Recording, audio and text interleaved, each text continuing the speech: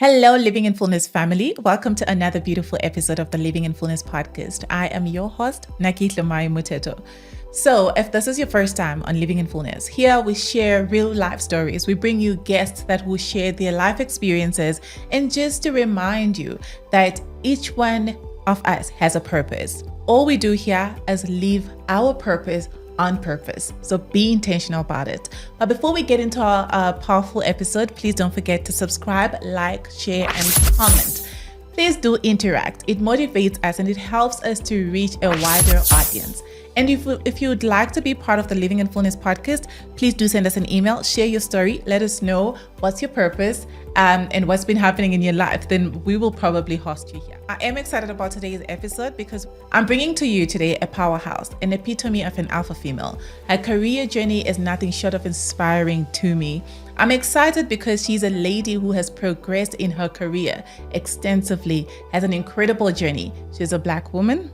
She's worked as a foreigner, she's been in a minority group, Debeles and Zim, and yet she has so much confidence and has been able to impact a lot of people through the works that she does with her organization. So I'm excited to host with me a lady who will let us know, as much as it is hard to grow as a woman in your career, she will let us know how she's done it. And she'll also let us know how she rejuvenates as she rests. Let's get into the episode. How are you doing? I'm great, and I'm so honored that you reached out to invite me. Thank you. Thank you. I told you I was definitely going to have you on my podcast, and I couldn't wait for this. And I feel this is the right time to have you, and I can't wait for the conversation. I'm looking forward to it. So we're going to ease into it. We're starting with some icebreakers before you introduce yourself. Okay. All right. What's one lesson you would love your son to live by? If he ever forgets any other thing, but one thing you really want him to live by? That there's nobody on the entire planet like him. So he's here for a purpose, and he must just find out what that purpose is and run with it. I love it. I love it. The next one. If you could have dinner with a famous person you've never met, who would it be and what would you ask them? Famous person that I've never met. It would be Nelson Mandela. Ooh, okay. Definitely, I think it would be Nelson Mandela. And I think the question that I would love to ask him is, how were you able to remain grounded when the world was raving about you? Ooh, I think it's a question we all have for him, right? Yeah. I love it. I love it. A narrative people might have of you that you'd like to change. People tend to judge me according to my appearance, and they run with that narrative without getting to know who the person is behind the appearance that I can do very little about. Yeah. So I wish people would get to know me before they start to pass their judgments. I agree. I really agree. And I'll tell you about why I agree with you based on when I met you for the first time. But yeah, the last one, top 3 books that have made a profound impact in your life. Absolutely, the Bible. I've read the Bible from page to page since I was 20. And there's never been, and so that's a long time ago, but there's never been a time where I read it and it gets old. So I can read the same chapter every year and I'll get a new nugget out of it. So definitely the Bible. Rich Dad, Poor Dad was a book that I read in the mid-2000s. And I think it's just helped me to understand the importance of creating generational wealth when you're young. And then the other book that is inspirational. Oh, there's lots of books that I find very inspirational. I loved reading Margaret Thatcher's autobiography. So I love biographies and autobiographies, and how she had to be taught how to speak because now she was going to be powerhouse. And there's a certain pitch of voice that she needed to have when she was talking to all those conservative men and leading those conservative men. So those are among the 3 of hundreds of books that I read. I love reading. Yeah. So at any given point in time, you'll find me reading 2-3 books at the same time. Speak about biographies. Which other ones have you read? I've read Billy Graham's one, Just As I Am. Okay. Amazing, amazing, amazing stuff. I read Barack Obama's one. I read Michelle's Becoming. So those are among like the few that I think my sister bought me Hillary Rodham Clinton's one, and how she really wanted to be called Hillary Rodham, and people just added the Clinton onto it. And others had issues with the fact that she didn't want to be Hillary Clinton. But what I loved in that story was when she shared it with her husband, and he said, it's none of their business. You know, how the whole world can just get into stuff that's actually none of your business. I've read Long Walk to Freedom. I've really loved that. Another one that I read is not a biography as such, but it's the compilation of the Thabo Mbeki that I knew. I've read that. I've read Joshua Nkomo's biography. I just can't remember what it's called simply because you asked. But that's another amazing person that I would have loved to sit with and ask the question, how were you able to let go of self for the greater good of what you needed to do? Because it's hard, hey? And I think it also ties to what you do, but we'll get into it because I think you do a lot of community work, right? Yeah, development work. Oh, right. Okay. We do development work in communities. Oh, yeah. That's exciting. Yeah. All right. So let me tell you, you spoke about the impression that people have of you. The first time I met Dr. Linda, it was at a place, we were sharing a panel. So I was one of the speakers as well. And I remember hearing you speak and asking myself, who made me share a stage with a lady full of excellency, a person who seems to know exactly what they're speaking about. You were speaking from a point of knowledge, not from a point of motivational speaking just. And I think for me, that was incredible. I listened to you the whole time and it made me so nervous. I was just like, she's so good at what she's saying, what she's speaking about. And I think you spoke about, I don't remember the exact topic, but I remember how you spoke about how being a woman can hinder or impact your professional progression. And I remember just listening to you and saying, this is a topic we all speak about in secret. Like we speak with the circles we know, and we don't really say it out loud. So it caught my attention. And I remember listening to you and I said, I didn't even started my podcast at that time. And when I started my podcast, I was like, I know who I'm bringing. You were literally the first guest I thought of. But I was just like, not now. I'm really honored. I remember the evening you're talking about, and what I was sharing about that day was actually my PhD thesis. So when I did my doctorate, I was looking at what it means. So it was looking at using a framework of intersectionality and how being a woman, your social class, and your race impacts your career progression.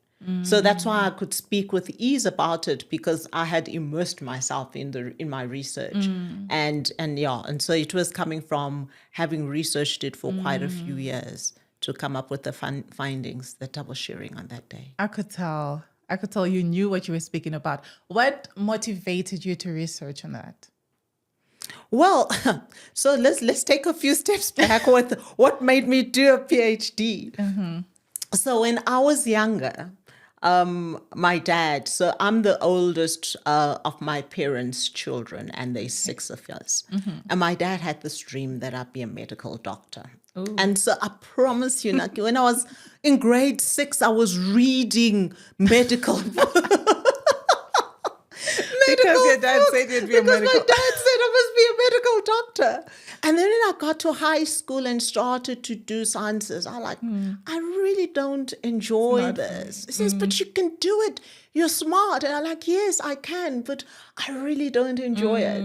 And so at the end of, I must have been 1987, he said to me, okay, honey, I want you to promise me one thing. Whatever field you go into, you're going to end up a doctor. And we had to shake hands on it. That's interesting. So you became a doctor, just not a medical doctor. Yeah, I became a doctor, just not a medical doctor. And when I finished my my professional studies, I remember telling him, "Oh, Daddy, I passed." And he says, "Oh, well done, honey, well done. Are you starting your master's now?" I said, "Yes, I'll start my master's." And I started my master's literally back to back with finishing my board exams. And when I finished my master's, he says, "When are you starting the PhD?" I'm like, "Can you just give me a break now?" So I took a couple of years of a break between my master's and my PhD because I wanted to be clear about the topic that I would research, I would do for my PhD. So for my master's, I had done a topic on breaking the glass ceiling. For women. So obviously it was focused on women. And I think it was focused on women in Zimbabwe. I can't remember if I did South Africa as well. It was that far away. And so I took a break because I really wanted to step back and think about what it is that I wanted to do the PhD in. I knew I wanted it to focus on women. I also knew I wanted it to focus on leadership. And it was about what is going to be that sweet spot for me that will keep me going when the going is tough. And eventually it came to, okay, the glass ceiling has been done so many times. Why don't we focus on women who have made it to the top and tell their stories of the journeys to the top? So that's how I ended up doing that as my topic. I love it. It's incredible. It's really inspiring. And I mean, for your dad, you got the doctor titles. I got the doctor. The interesting thing with my dad, Shame. So my dad literally lived up to attending my graduating.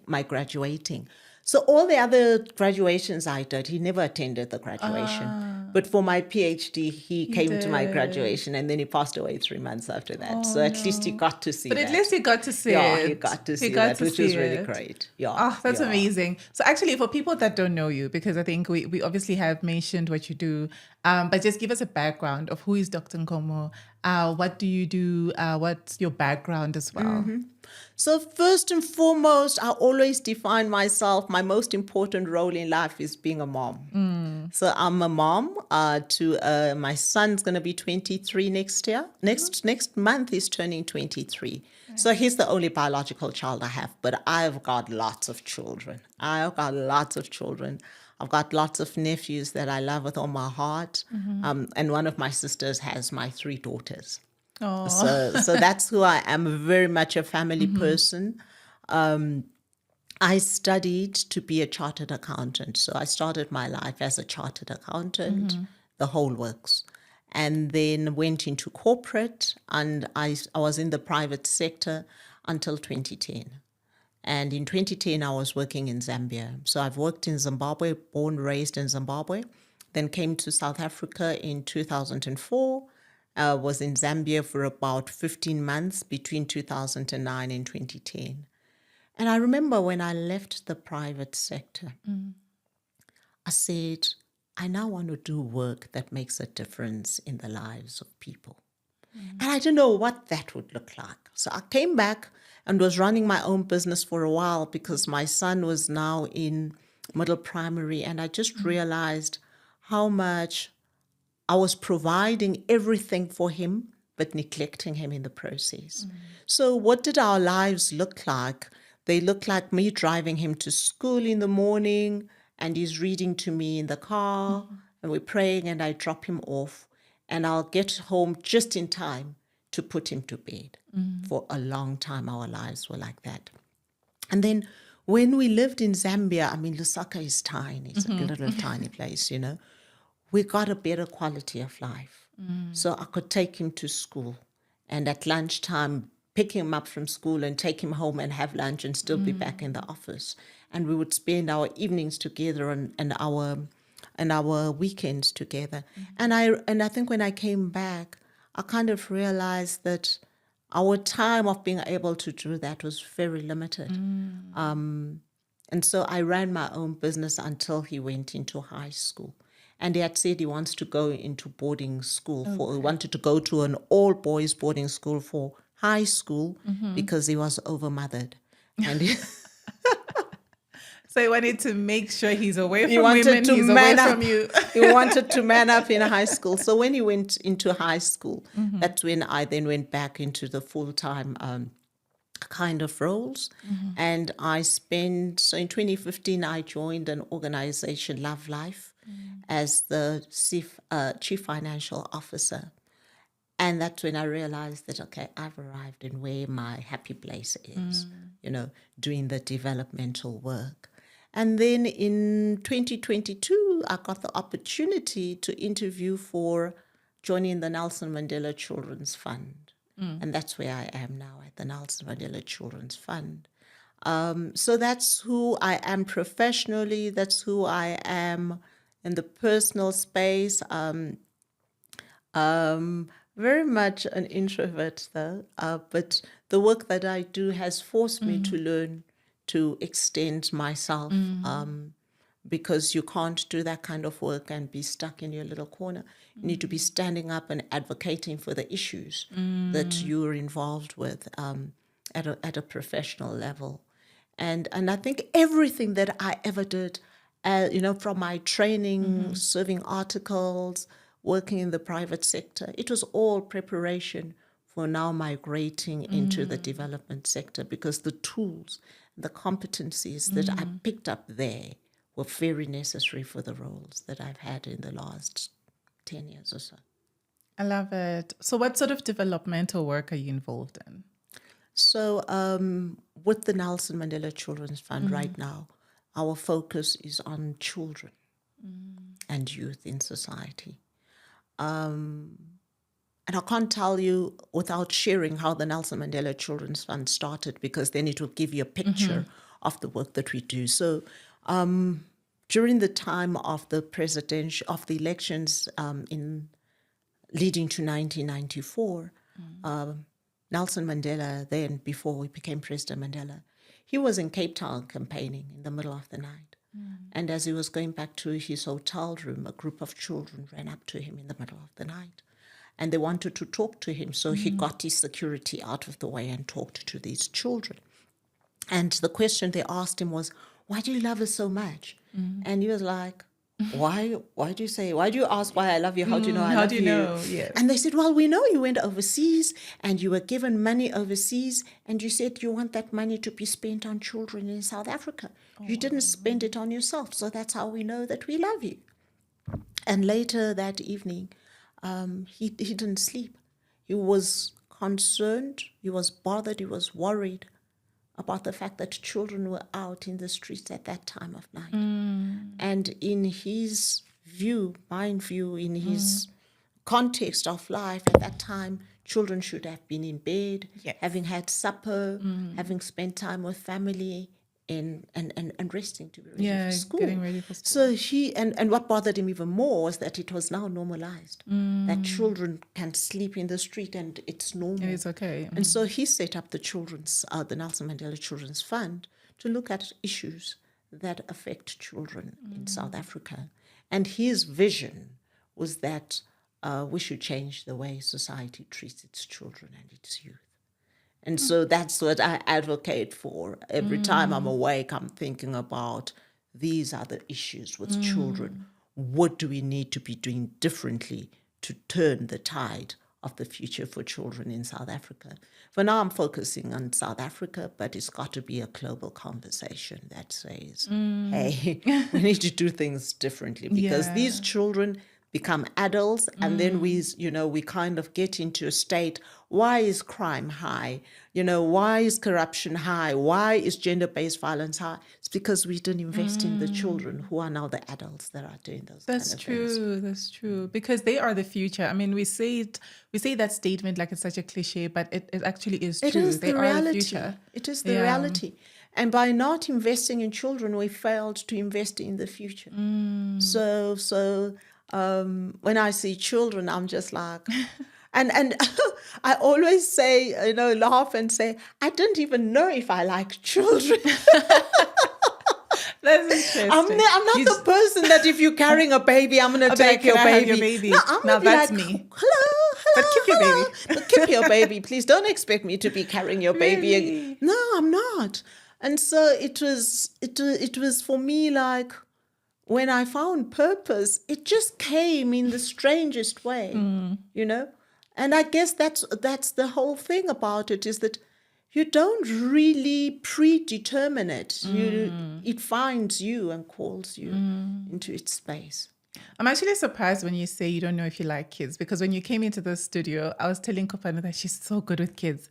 The way you were speaking to that baby, I was like, it's like you have kids around you all Well, the I've time. learned to interact with them because And I find that they're very energizing. Yes. Children are smarter than you think, Yes. you know. You just need to sit in a room and Yeah. listen to them, and you realize, wow, They are these smart. people are whole beings in their own right from day zero. So I think from the things I've learned from children have taught me to respect them as human beings. Because Not as they've got kids. so much. You know, you could be mentored by a child. Yes. Can learn a lot from a I child. agree. Yeah. So I mean, there would be a big lack of integrity in doing the work that I do if I'm not interacting with children and just being able to communicate, engage with them at a level that they're comfortable with and can talk to you at. I know children, they'll amaze you. They will do. amaze you. I totally agree, because at church, I'm part of the kids ministry. So when I always tell people that when you converse with kids, you realize how smart, intelligent they are. You actually see that they, like you're saying, they're little humans in their own way, and they can teach you a lot of things. Yeah. So but tell me a little bit about how has your cultural background influenced the person that you are today? So the culture that influenced me the most was the culture in my home, in my parents' home, Okay. rather than. So I'm a Ndebele person. So it wasn't the Ndebele culture that influenced me. It was the culture in my parents' home. And my father, because like I said, I'm the eldest of their 6 children and we're 5 girls. So he was a girl dad. That's us as well. I'm the first of 3. 5 is a stretch. He's a girl dad.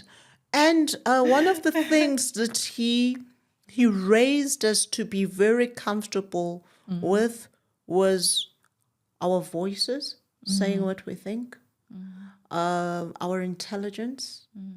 My dad, one of the things I always remember my dad saying to us was, you can be anything you want to be in the world. So we grew up with no barriers, with no limitations of any kind. Like of any kind. So I was very shocked. And my dad poured a lot of love into us. So I was so shocked, as I grew and started to engage, with people growing up in different places, that they never had voices in their homes. I mean, all 5 of my sisters are opinionated people, we speak our mind. Yes. So that really shaped me from being able to use your voice and be comfortable to say what you think. But it was also very much because we grew up like in a middle class family in privilege. It was also very intentional. Both my parents were very intentional about us being taught values that we could have missed out on being raised in the environment we were raised in. So they were very, very intentional about you respect other people. You're empathetic. Not everybody has grown up the way you have grown up. And so I think that's shaped me a lot. That a scenario of there is no girls and boys in this home. You're all girls, so you're going to do everything in this home. Yeah. And so when I can still remember to this day my dad cooking mushrooms. I love mushrooms because my father used to cook mushrooms. And then growing up and marrying into a home where the adult children have no voices, and I'm like, what on earth? You guys fear your dad? No, we call our dad by his first name and he's okay with it. Our opinions matter in my family, We don't hide away from my dad. We don't. No. We sit and we engage and we ask questions and we say, you can't just say no. Why are you saying no? We need to understand what's driving your no, kind of thing. So that really, I think, was what shaped me more. And throughout my adult life, I've had African men say to me, you don't behave like an African woman. Oh, how do African women How do behave? African women Or how behave? should they behave? Oh, they listen. They listen. They listen. I'm like, no, but we're equals, right? Our roles may be different, but we're Yes. equals. Yes. So how are you going to know what I'm thinking if I don't say it? Yes. You know? But yeah, so those are some of the dynamics that come up with being raised in a home that was different from what tradition Looks expected. Yeah. So tell me a bit about, because I will touch on society expectations as well, but tell me a bit about how it also influenced your leadership style. I think Or what is your leadership style? my maybe? leadership style, it really depends on the situation. And I think I've grown in that area. So the way I led 15, 20 years ago is very different from the way I lead now. And I was blessed in that I was holding senior leadership positions in my early 30s, sometimes not even being prepared for those positions. You know, it's like, here it is, take it, take it. And I think so. What I try to do as a leader,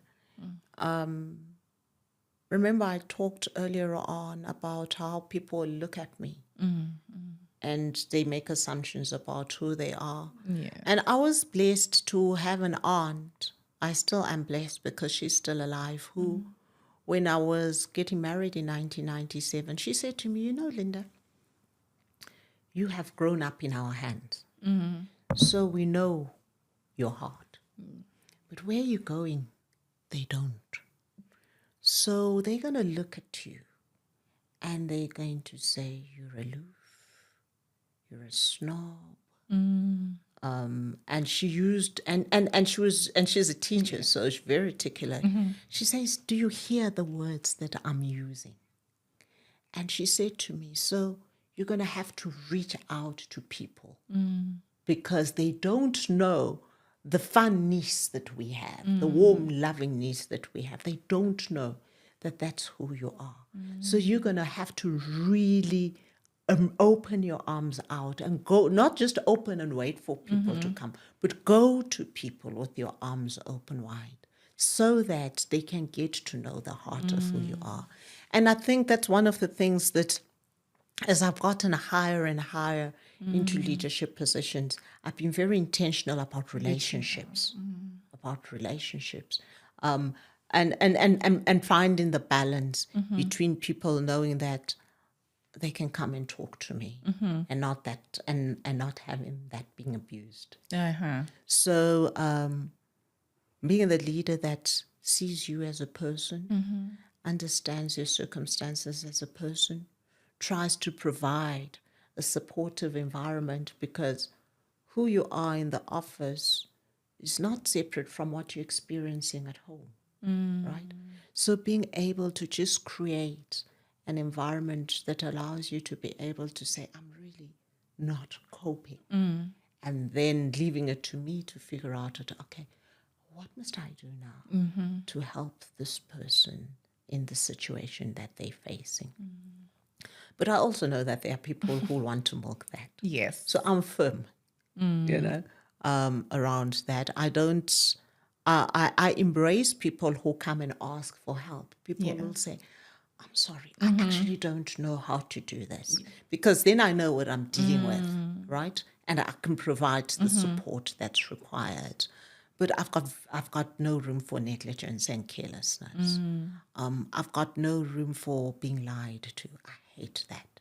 Yeah. Because if you lie to me and I find that out, it creates a dynamic that says, then I can't trust you. The trust is lost. What else are you lying to me about?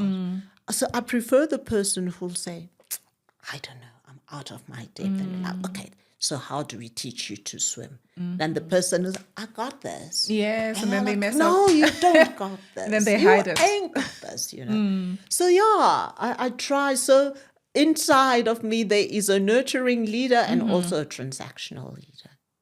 Because we still need to get things done, right? So I will nurture because you're a human being. And at the end of the day,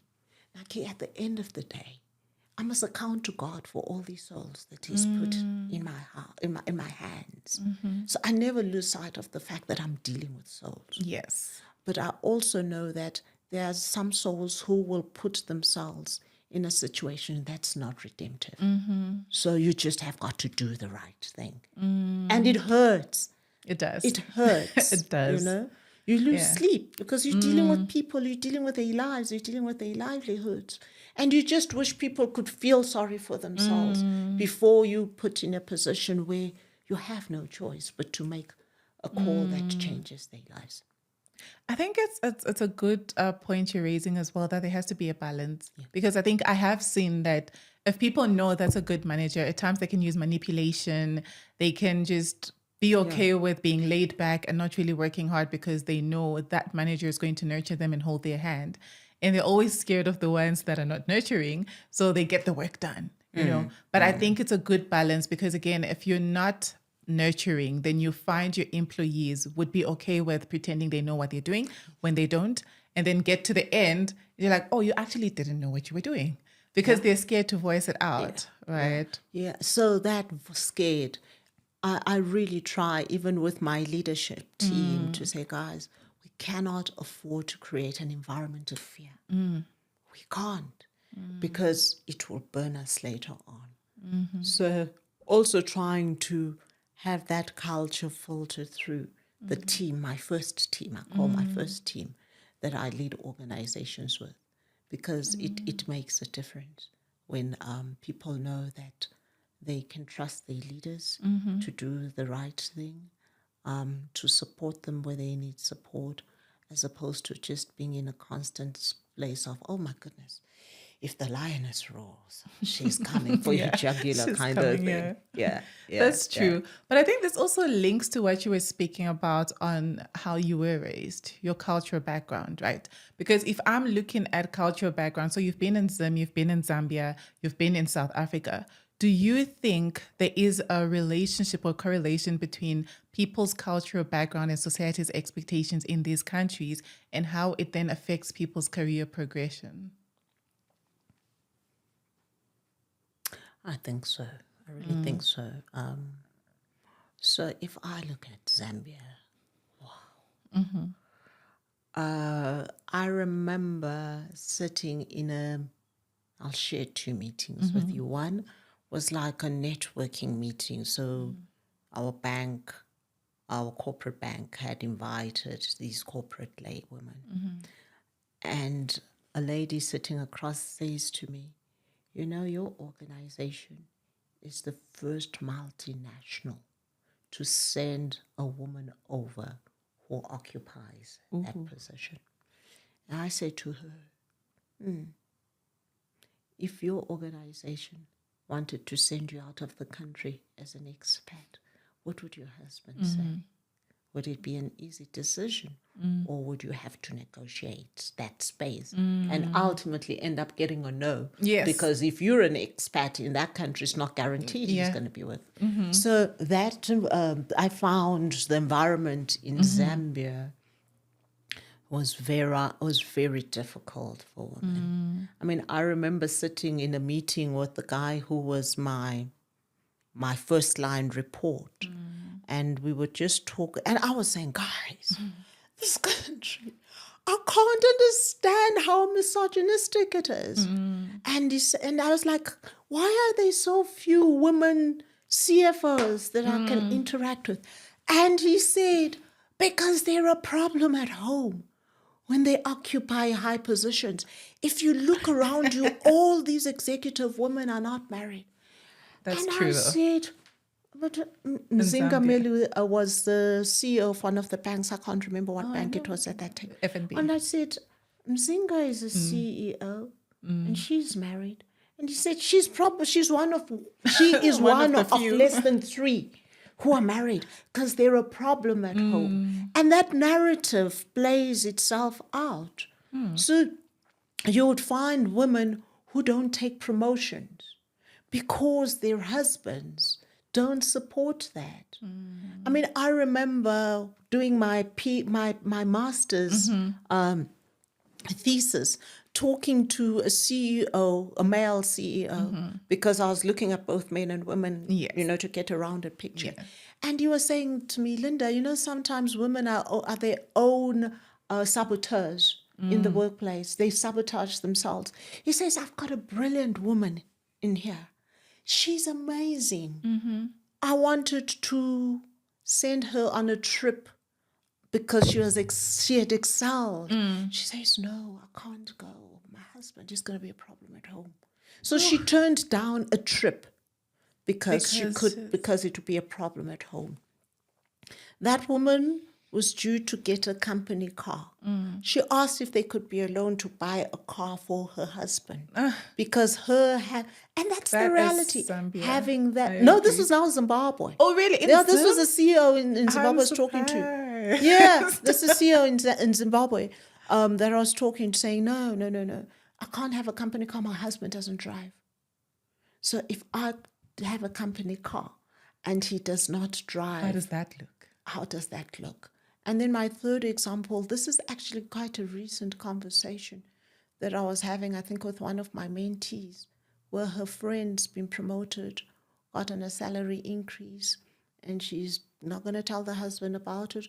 She's going to open a bank account and send that salary increase money into a different account just to manage the dynamics. So the culture of continuing to raise men that have not been nurtured to understand a world that has changed very differently from the worlds of their fathers and their grandfathers is playing itself out even now. So we need, as we empowering women, because the world is focused on gender equality and empowering women, and rightly so. But we just need to understand that we've left the men behind. We've left the boys behind. So a boy that is being raised to be playing in the streets when his sisters are doing dishes and cooking and cleaning the house, has been raised that these are genderized roles, is going to struggle when he's a husband.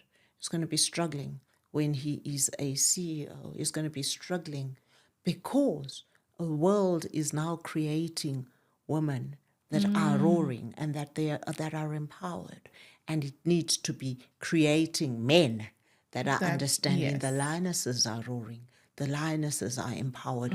How do we jointly coexist? And I've just used, the binary definitions, right? But you could even go across the whole spectrum. We need to be raising empowered human beings that coexist with empowered human beings. Yes, I totally agree with you. So I've got two things I'm thinking about in my head, because I'm saying generally as women as well, I think there is an aspect of women that when they become successful, they fail to find that balance. And I think for some men, that's what makes them feel they don't want their wives to have those high positions. Right. So if I'm looking at it, like let's say Zambia. So Zambia, I do understand, even from a cultural perspective, when you're getting married, they'll tell you, as a woman, you don't speak, you put stones in your mouth. When your husband is speaking, you don't say a word. You just drink listen. water. Yes, you drink water. That is if he allows it. So it's literally from a cultural perspective, right? So it's different from a Christian, I guess, background. But if I'm speaking culture, that's what culture teaches you. And to be honest, to some extent, that's the idea of submission culture has, right? So you don't speak, you don't talk. And I think women then carry that behavior into the workplace, because if I can't speak to my man at home, how can I speak to a man in the workplace? So naturally, I feel I can't speak, right? But then I think it's hard to find that balance between a woman who is okay with career progression, being successful, and still having a presence at home. Like you were saying, at some point you took a break, so you're present for your son. I think some women struggle to find that balance, and that's why you find men pushing back and saying, I don't want my wife to hold a high position. So what do you think society can do to ensure like there's a balance? Raise men differently. Raise men differently. I don't know how my dad managed to do that, I must tell you. I think he was just ahead of the curve for his time because he was a feminist. He didn't know the word feminist. He was a feminist, yeah. I like to think that what helped was him working in corporates and seeing women managers, so being surrounded by women who were in workplaces. And I mean, I don't recall ever asking the question, but I guess there was something in him that was saying, this is what I'd like my daughters to become. This is what I'd like to see my daughters become. But definitely it has got to be, it has to start in the homes, in how we are raising our children. Because it's easier to raise them, in a framework that prepares them for equality than to expect them to course correct later on. Yeah. So I think that each one of us has got to be mothers sitting and asking themselves, how am I preparing these people for a world that requires them to be empowered? Yeah. And I think when you do that with the values in place, Yes. you won't get the roles Wrong. even in the home. You will not get the roles home. I also think that people are just going to have to take more time in terms of making partner decisions and get out of the mold of being pressurized into now you must get married. Now you must get married. I mean, I sit back and I say, why on earth was I so pressurized to be married by the age of 25? What was that Society, about? by 25, if you're not married, there's a lot of questions. When are you getting married? Where's your husband? And then by the time you get 30, and I see that's still a culture that exists. I spend a lot of time on social media because initially it was, I want to hear what young people are saying, what's topical, what are the issues, And you just like, are you serious when you say a 35-year-old woman is over the hill and no man's going to marry her? So I think as what I would advise young women wanting to get married is be very, very careful to make sure that you're marrying a person who knows what your vision for your life is. Correct. Has bought into it and is going to support it. So if you don't have that, you're going to be that woman who cannot take a trip that's a prize at work because there's a husband who's not going to allow. Who's not going to like? Who's not And going yet to he is allow traveling. her? Who's going to allow her? And I must also say that at some point in my life I was married. So I'm not talking about life as a person who's never been married. And I think a lot of the things that I was able to do is because my late husband was very supportive of me. So for example, in the year I was writing my board exams, my son was a year old when I was writing my board exams. And he took my son away for a month. And said, okay, you're going to remain in Harare preparing for your board exams and focusing. He took my son and went with him to Bulawayo for a month so that I wouldn't have to be worrying about the child, is he okay? My mother will take care of him. The father is okay, So it really makes a difference. And I was blessed in that regard because I remember my father asking me the question when I was getting married. And he said to me, Sissy, this person you're getting married to, does he understand how ambitious you are? Yes. Has he bought into your ambition and the dreams you have for your life? Because if he hasn't, don't get married. And I think we need more fathers and mothers and cousins and aunties who are asking the question to both, whether they're talking to the female or male child, asking the question, do you understand the vision this person has? Are you prepared for it? Are you ready for it? Are you going to be okay with your wife being in a study group somewhere late at night because the study group is working during the day, but there is a submission for the masters. Therefore, they're going to meet after hours, and she's going to walk into the house at midnight.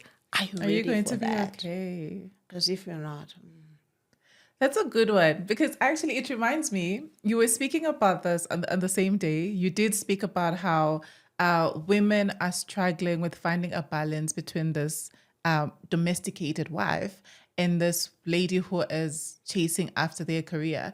And I think you were also speaking about raising men and ensuring men know that it's not what it was back then, where men don't know how to cook, don't know how to clean, and don't know how to raise a kid. You know, it's not like that. Everybody these days is working, is chasing after their career, and I think it's really good what you're saying. That I think that the men have to be taught and to be raised to understand and accept change, and know that the world has moved on, right? But then, what would you say?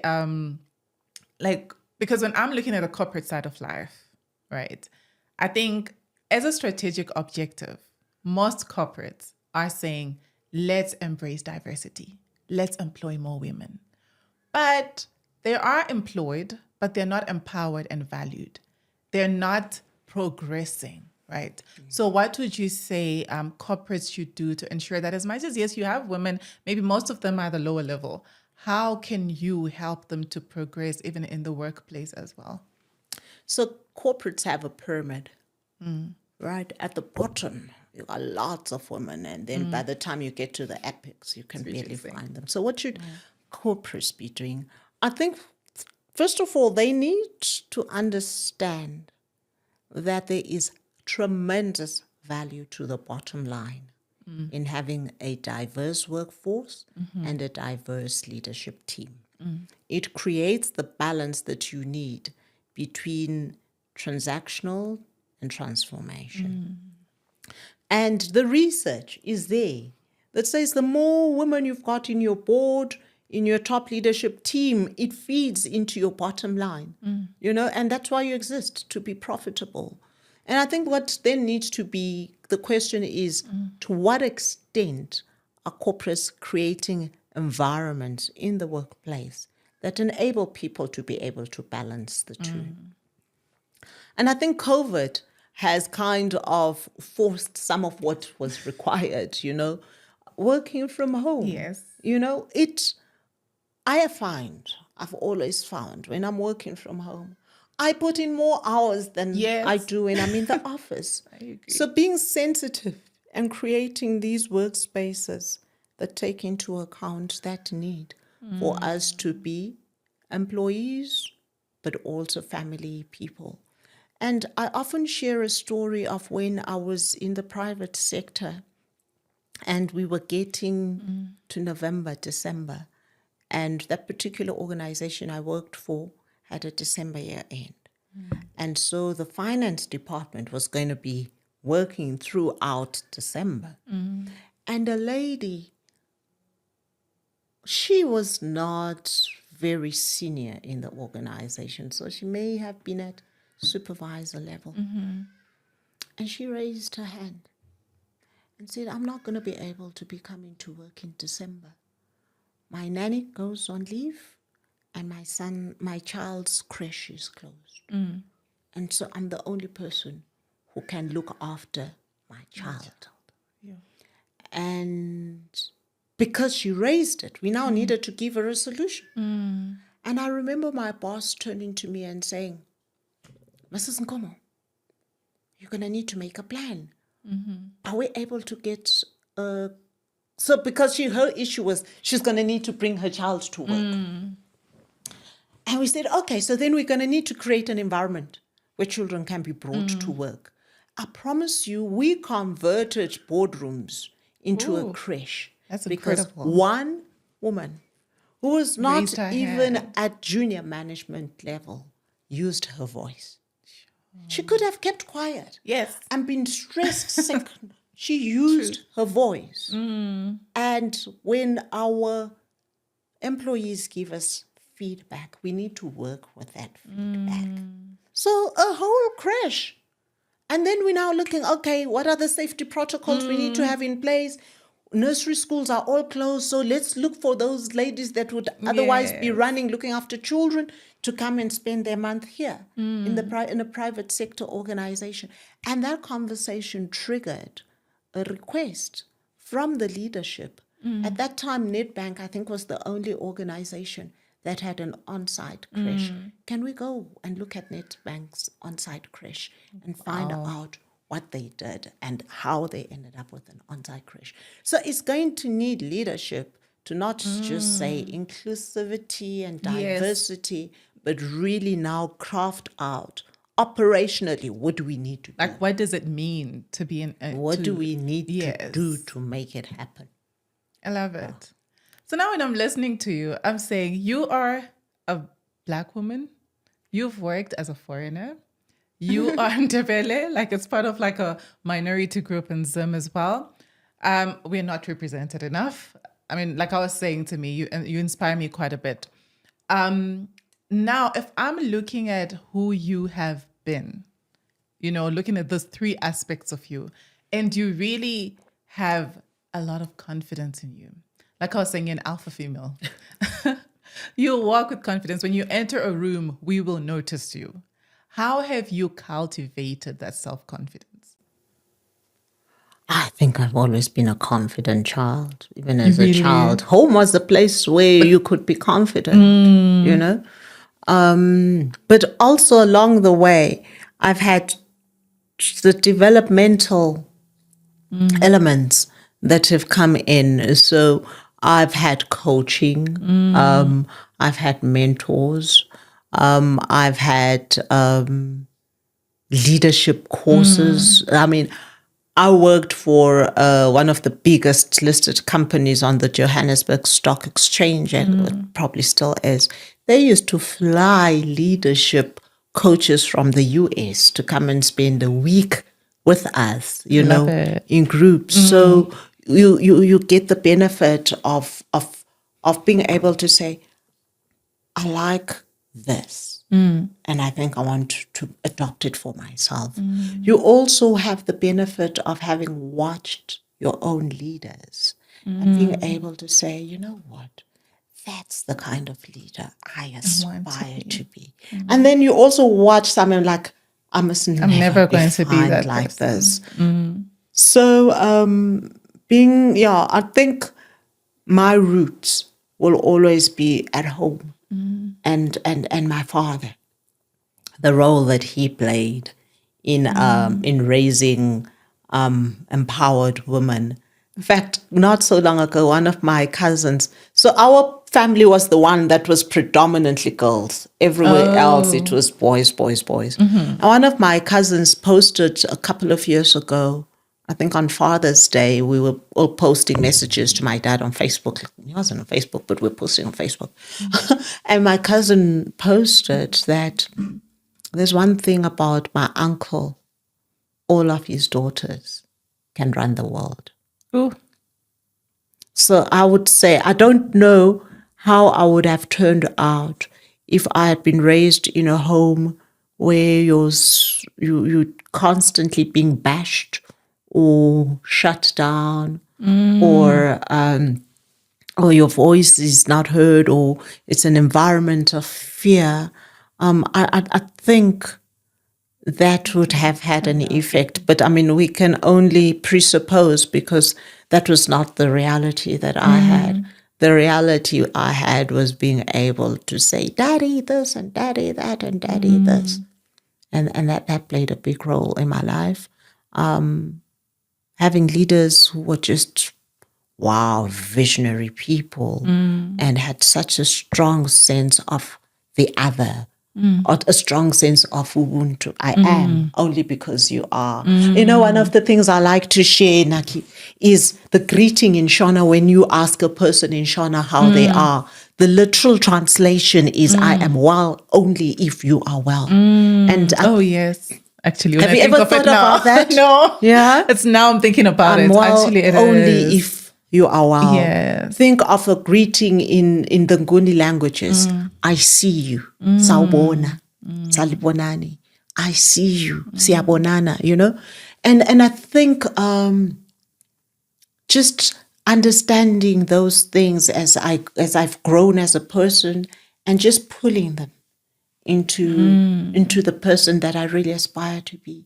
A person who's not okay if someone around me is not okay. Not okay. A person who sees you as a human being and not as a job title. Because those job titles, That's true.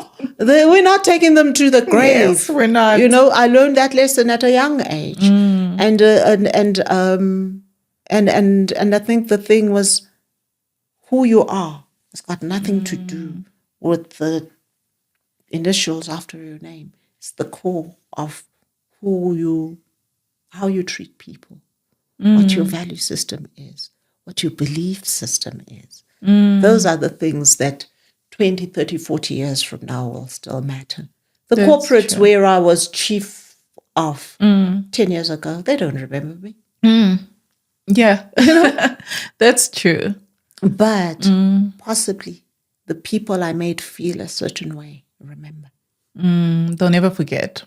Whether it was a good way or they think I am the witch from the Wild West, they don't forget They wouldn't. how they experienced me as a person. So now, lastly, with the extensive career you've had, Doesn't feel incredible. It is incredible. How do you find time to rejuvenate, to rest? Okay. Yeah. So I was raised Seventh-day Adventist, right? So from my earliest memories was that Friday sunset to Saturday sunset is shut down. And no matter how much I try not to, my body automatically starts to shut down on a Friday afternoon. So even when I was at varsity and we've got a test on Monday, you're not going to find me reading through Friday night, Saturday. I'll start catching up on Saturday evening for the Monday test. And so that's become part of my DNA, that my Friday sunset to Saturday sunset, for the most part, I'm just being. I'm just being. Resting. I'm doing what I want to do. I'm not in a mall hectic somewhere. I'm not pushing a board paper. I'm just on shutdown. It doesn't matter what the crisis is from a work perspective. It's hardly going to find me on a Saturday. And I've always been very intentional when I was going for interviews as an articles clerk. The only firm that took me on for articles was a Jewish firm. Ooh. Because the partner had the same practices. So it was nothing abnormal New for him, yes. that if I'm saying I'll only take this job if from Friday sunset to Saturday sunset, I don't need to. And that was a very integral part of my value system. So I lost out on huge opportunities, for articles, big 5 opportunities, because I would not go for a stock take on a Saturday. I'd be at church. And there was me on New Year's Eve at 1 a.m. doing cash counts. I was not doing those cash counts on a Friday, on a Saturday. It's Friday sunset. You Saturday stuck to your sunset. values. And that's the practice that I've upheld for most of my life. Being in the development world, I allow a little bit of leeway there. And what does that? I still won't be working on a board pack. But if there is an advocacy responsibility, I'll take that on. I'm going to do it because it's part of purpose. Yeah.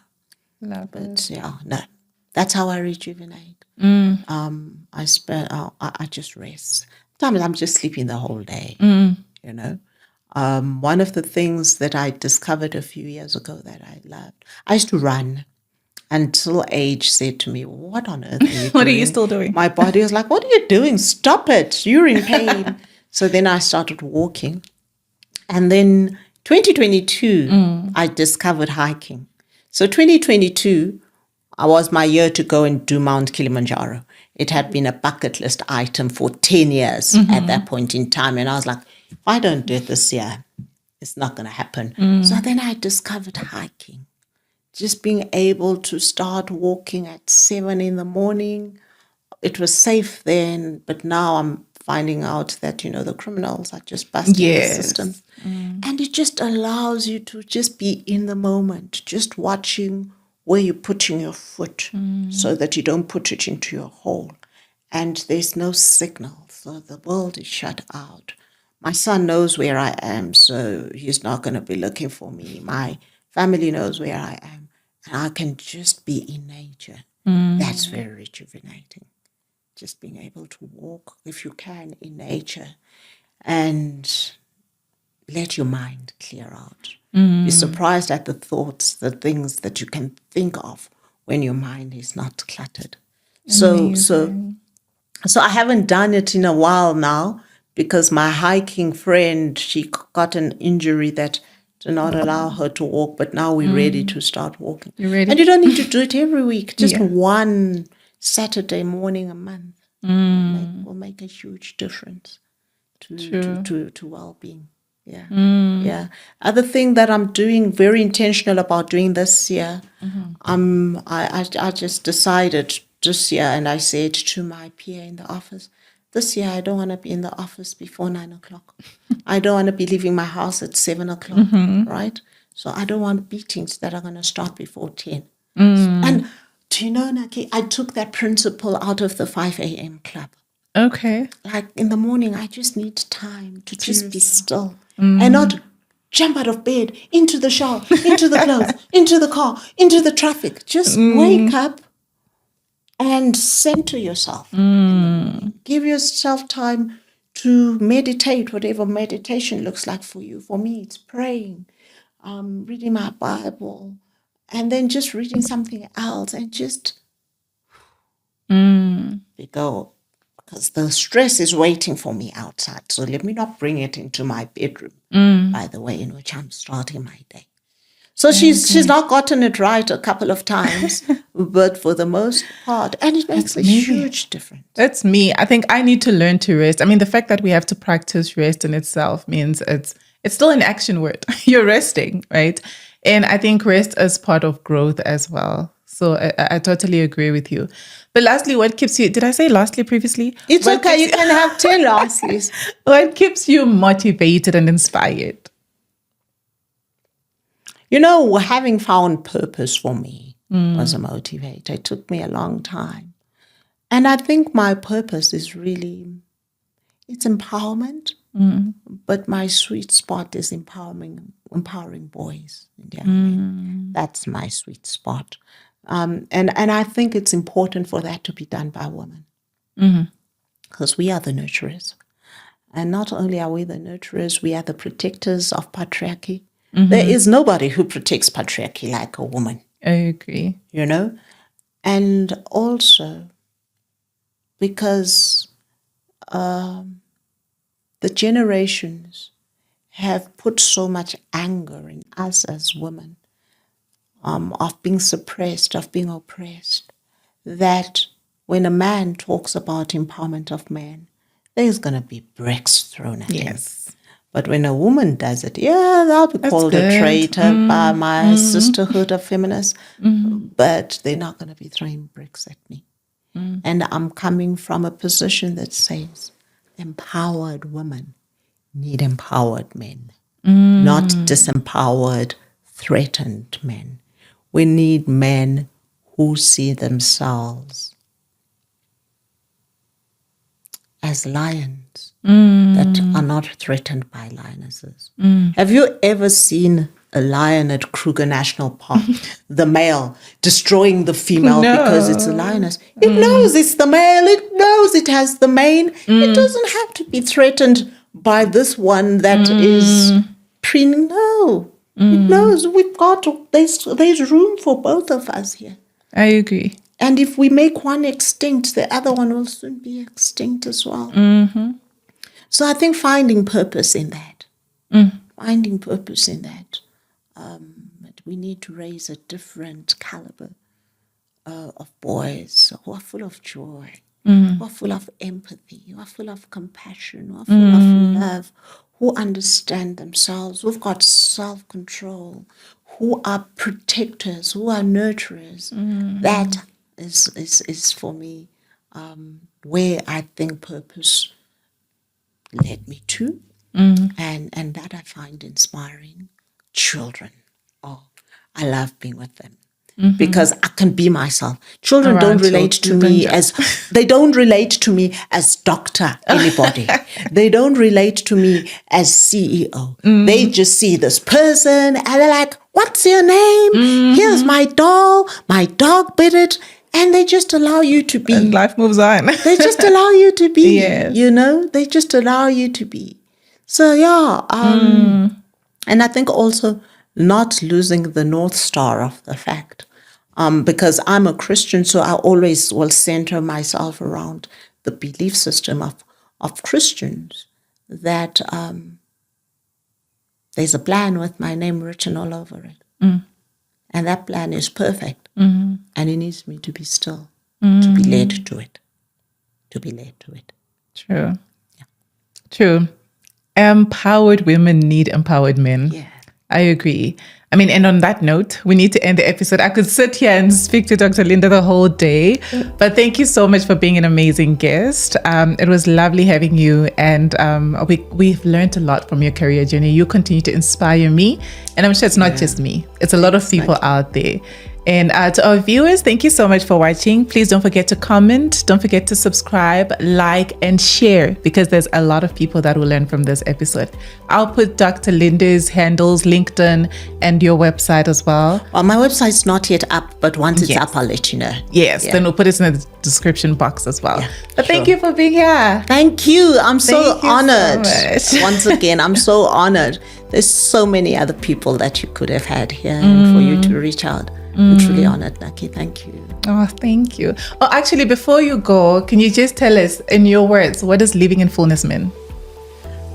Having a holistic life, where there is living in fullness of life that gives you peace. Not that has you in a rat race, not that has you in a state of depression, anxiety, but where you are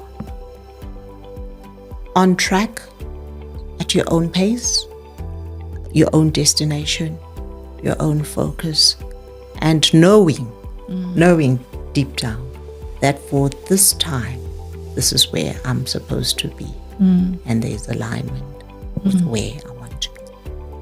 Lovely. Love it. Thank you. I told you, you're always ready to talk.